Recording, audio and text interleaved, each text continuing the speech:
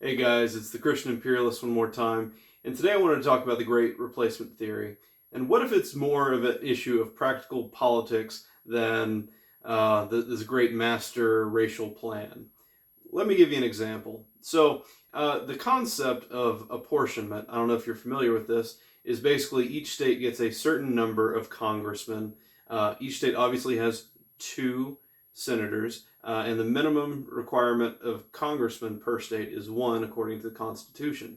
That being said, we have 435 congressmen, and how that gets divvied up is called apportionment.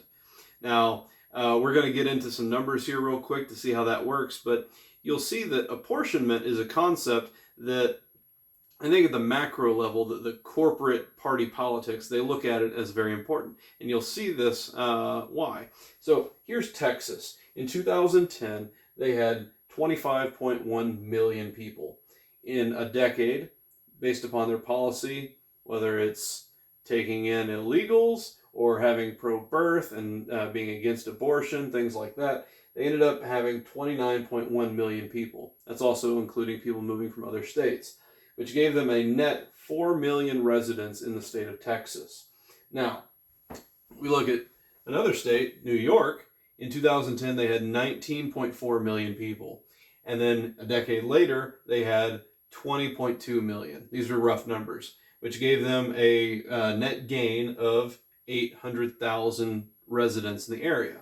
Now, what this meant is that even though they gained, this is electoral votes, even though they gained almost 1 million people, they ended up losing one congressional seat and losing one electoral vote for the presidential elections, which means for, let's say, 2024, 2028, they have one fewer vote toward the 270 necessary for a presidential candidate.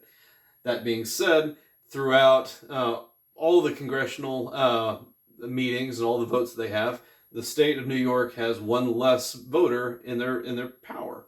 So it's kind of an important aspect. Further, we look at Texas. They gained 4 million over this point, and what that resulted in is two additional electoral votes, two additional congressmen. Now, why this is important is that more or less, when you get into D.C., they're talking about appropriations. There's kind of a metric that's kind of inside baseball, that each congressional district gets a portion of their tax revenue back. It's basically saying, hey, we poured in, let's say, $1 billion of tax revenue to the federal government. We should be expecting about $1 billion back, whether that's through port projects, through welfare, whatever. They kind of keep track of this idea that we spend money going out, we should get a portion coming back. And you can say, oh, well, that's geographical. Yeah, but if you have more congressmen, it's more itemized. You can say, hey, we put in more, we should be getting it back.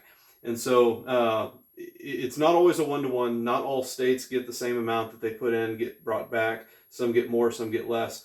But it is important for the inside baseball, the DC Beltway, the idea that there is some sort of level amount brought back. So when you have more congressional seats, because you have more people, you have more people paying in, even though the incomes of New York might be much different than the incomes of the Rio Grande Valley, hypothetically, it's still this concept of having some equity in that concept. So just looking at this, we see that Texas is gaining electoral votes, gaining congressional votes. New York is struggling. They are gaining population, but they're not gaining as many congressional seats. They're not maintaining their power. In fact, since 2020, the Census Bureau has estimated that nearly 640,000 people have left the state of New York. In fact, over 500,000 left just in 2022 alone. And so they're struggling to keep up. And in 2030, they might not have 28 electoral votes anymore. If states like Texas continue to grow in baby births, attracting people from New York and other blue states or from other red states, and continue to have more population show up at their border, Texas is going to be getting more electoral votes as an apportion than New York. And so what ends up happening, Texas has more population. We have a bigger prize when it comes to Donald Trump versus Joe Biden or whoever we see this year. And it has this big trickle-down effect. Now here's the thing. If New York, hypothetically, if the culture of New York was not feminist and they were having babies and they were promoting babies, what would that look like? Would they be struggling here? Would they be struggling with the total number of people that they have in their state? If their economic policy was skewed toward growing the population, or at least not making it too difficult for families, which, I know in a major metro, it is difficult. Costs are skyrocketing and everything else. But if, hypothetically, the culture of New York was more pro-family, would they be struggling? Probably not. So what happens, and this is a dirty, dirty secret. This number is number of people. These numbers are numbers of people, not numbers of voters. The Supreme Court has ruled, and this has been the tradition since the founding of the U.S. Think of southern states and why. Just put that in your mind. The number of people is what determines the population and the apportionment. And so if you start importing people to boost your numbers of your population, you can have more congressional votes. Okay? Now, that seems pretty awful. Imagine, if you will, and the Supreme Court has backed this up, hypothetically, we'll call it Epstein land for some reason. We're in the middle of, we'll take an empty-ish state like Montana. Let's say we brought in 2 million illegals and plucked them down into southeastern Montana. And I'm the one, or Bill Clinton. Bill Clinton is the one voter, the one American voter in that entire area among those 2 million illegals. He could vote himself in as congressman. Easy peasy. He's the only one allowed to vote. Now, I know a lot of people are questioning, that there's 7 million illegals that have been coming through recently, and states are trying to give them the right to vote. But hypothetically, in this Epstein land with Bill Clinton and the 2 million illegals, technically, follow this, he could vote himself in, and there's nothing you could do about it. There's no other voting residents that are there. Maybe Montana's unfortunate. Think some place like, maybe Nevada with a lot of empty space. But hypothetically, that instance is possible according to the Supreme Court. They're only looking at population, not voters.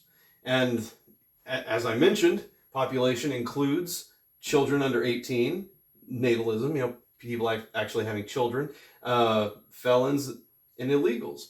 These all get counted as part of the population, but the representation can often be skewed. Imagine if the ratio of actual citizens, voting citizens, was 10 voting citizens to 1 non-voting resident, whether that's child or whatever. It seems reasonable, okay? But what if you had, let's say, 1 voting citizen per 1 resident? Those voters would have more representation in Congress because it only takes 1 vote. Half the population is voting versus to get a congressman versus, I have 1 in 10 vote to get a congressman. And these are the macro games that people are playing when you deal with population changes. And I think the Democrats are doing it very sinisterly. Like I said, I think this is actually more a result of feminism, of the American people not having children in these areas. Some of it's economics, but a lot of it's just culture. It's anti-child, and so whenever they are not keeping up with the Joneses with their amount of growth, it's best to import them. And I know a lot of people are very sinister about, Greg Abbott's shipping people to New York. Oh, we were sending 100,000 people to New York. Well, he's helping them in one sense. Granted, they are an economic burden. It's cheaper to, $200 to get them to New York than to have to feed them, to have to clothe them, to have to shelter them, to have to get health care for them on the public dole. And so economically, he's doing this to protect Texas, but also he's helping them in the long run have a higher population. So it's kind of a bit of a Sophie's choice. And so anyways, I just wanted to talk about the apportionment issue, why it's important.